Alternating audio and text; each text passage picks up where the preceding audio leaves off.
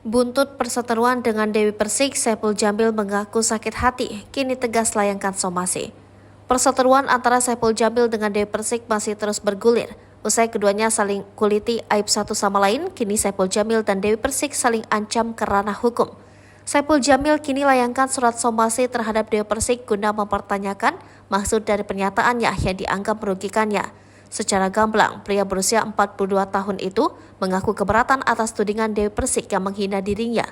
Saipul Jamil merasa tuduhan tersebut tidak berdasar sama sekali. Selama menikah dengan Dewi Persik, Saipul Jamil menegaskan tidak pernah melakukan penyimpangan. Terlebih, ia juga menegaskan tidak pernah melakukan KDRT kepada DP, begitu sopan akrabnya. Menurut perkataan Saipul Jamil, dirinya lah yang selalu mengalah. Lebih lanjut, apabila somasinya tersebut tak digubris oleh DP, Saipul Jamil berencana akan membawa permasalahan ini ke ranah hukum. Laporan tersebut akan dimasukkan ke dalam perkara terkait kasus pencemaran nama baik.